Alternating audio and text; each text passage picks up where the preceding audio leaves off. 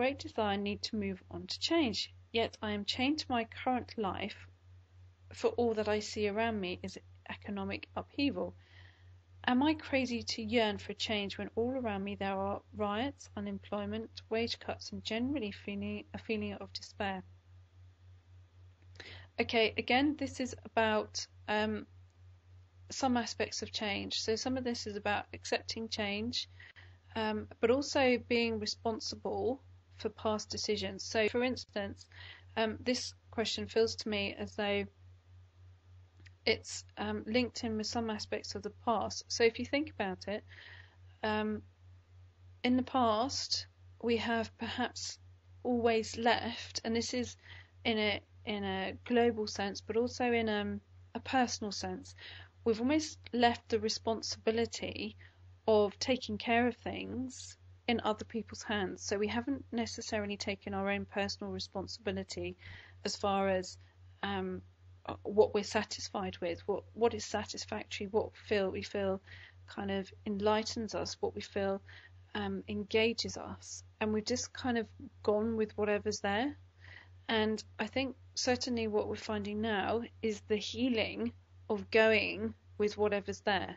So what you'll find in years to come is that people will actually engage with what it is that they want rather than just accept whatever is there. So at the moment, in terms of seeing all this upheaval, economic upheaval, in terms of seeing, when I see yearn for change when all around me there are riots, unemployment, wage cuts, and generally a feeling of despair, which is what you'll see. This is the result of not feeling responsible for how we progress things, how we choose to engage with our own life moving forward.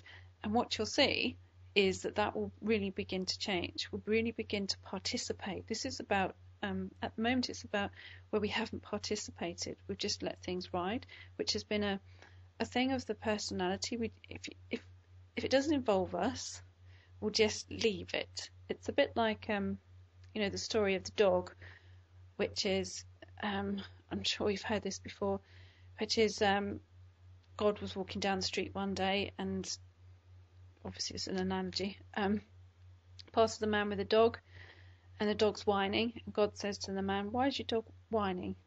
And he says, "Oh, well, he's sitting on a nail."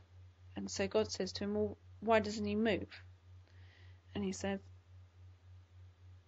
"It's not uncomfortable enough." So often in life, we only move when it's uncomfortable enough. And I think now what we're seeing is it's uncomfortable enough for the dog to move. Okay? Next question. My sister's life was perfect. She lived well and had a great job, mixed with the very best of crowds, and travelled immensely. Suddenly she was taken ill and had to spend all her savings on getting better. Currently she's finding it hard to stay